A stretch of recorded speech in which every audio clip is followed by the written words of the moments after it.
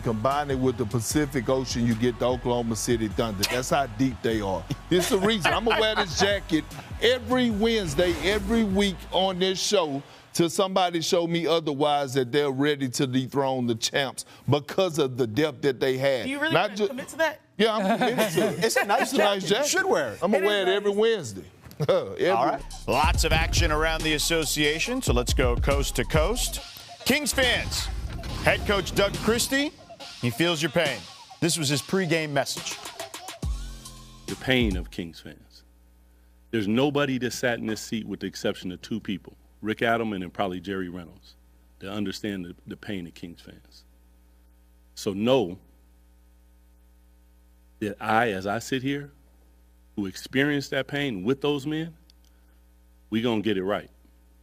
We're going to work every damn day to get it right.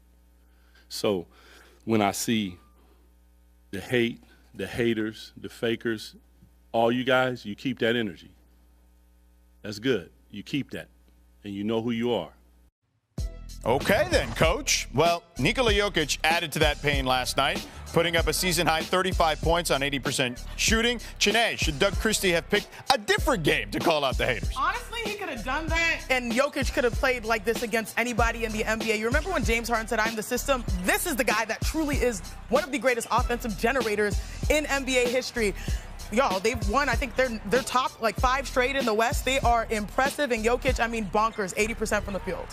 All right, let's move on to Celtics and Sixers. Met for the 3rd time this season already. Philly won a tight one with Tyrese Maxey and Justin Edwards leading the way. Shams also reported Paul George is close to a return. Perk, what's your temperature on Philly right now?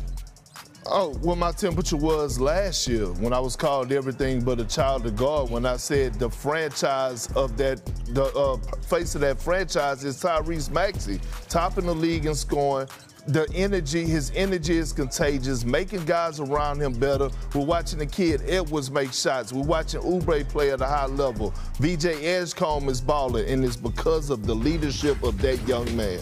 All right, let's move on to the Mavs. It's just over 24 hours since the Mavericks fired GM Nico Harrison. Mavs Governor Patrick Dumont released a statement saying, quote, "This decision reflects our continued commitment to building a championship-caliber organization, one that delivers for our players, our partners, and most importantly, our fans." The Nico Harrison era was filled with plenty of activity, from bringing in Jason Kidd to be the head coach and acquiring Kyrie at the trade deadline in 2023. But the misses were loud, like letting Jalen Brunson walk in 2022 and, of course, trading Luka to the Lakers last winter. The Mavericks will play their first game of the post-Nico era tonight against the Suns. Tim McMahon is in Dallas for that one. Tim, you have news on Anthony Davis. What can you tell us? Howdy, George. Anthony Davis will miss his 7th straight game tonight with that left calf strain. That is because Mavericks Governor Patrick Dumont has requested medical data indicating there is no risk of aggravating that calf strain, or worse, like we unfortunately saw with Tyrese Halliburton in the finals, before he gives the green light for AD to return. AD wants to play. He's been working out. His personal medical staff, which is on the Mavericks payroll this season, has cleared him. Mavericks Director of Health and Performance, Johan Bilsborough, has pushed back against that. Dumont first became involved in this decision-making over the weekend. He is siding with Bilsborough, erring on the side of caution. So no AD tonight, and he wants to see some data before he gives that green light. Our man Tim McMahon in Dallas. Adios, amigo.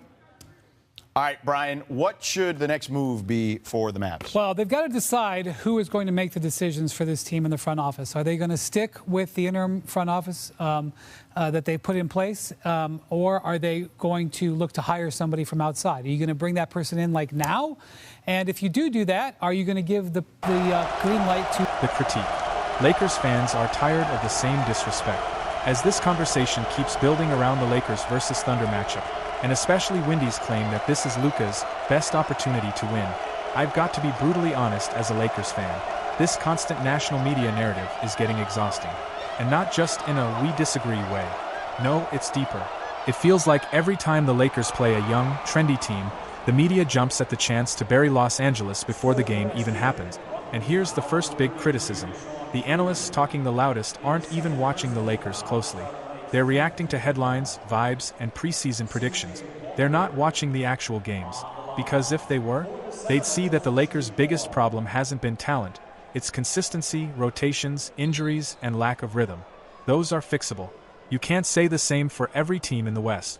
But the biggest slap in the face is acting like OKC is guaranteed to walk all over us. This isn't a team of rookies. This isn't a rebuild. This is LeBron James and Anthony Davis, two players who, even in year 22 and with all the pressure in the world, are better than 90% of the league. And yet the media pretends like we're some underdog story. It's embarrassing. The second criticism? The Lakers organization itself sometimes invites this disrespect by moving too slowly to address obvious issues.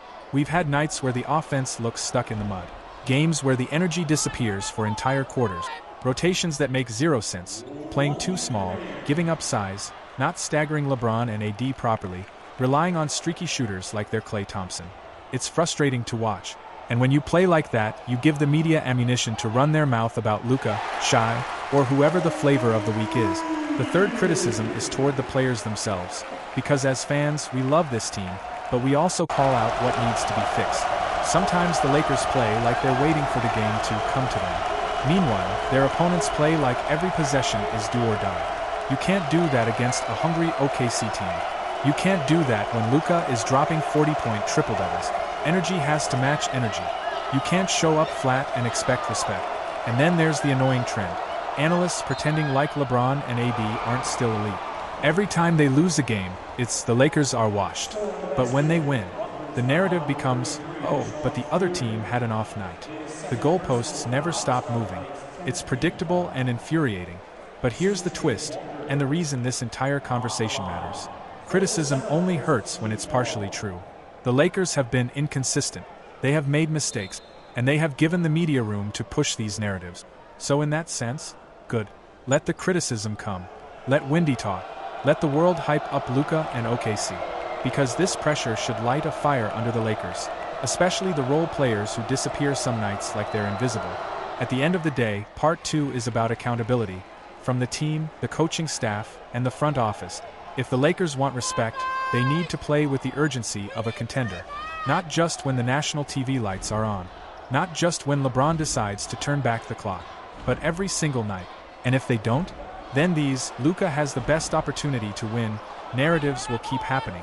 But if they do, if the Lakers lock in, tighten the defense, move the ball, hit their shots, and actually play like a team hungry to shut people up, then part 3 will be a very different story. Because the Lakers are still capable of shifting the entire Western Conference. Cleared Conference. him. Mavericks Director of Health and Performance, Johan Bilsbro, has pushed back against that. Dumont first became involved in this decision-making over the weekend. He is siding with Bilsbro.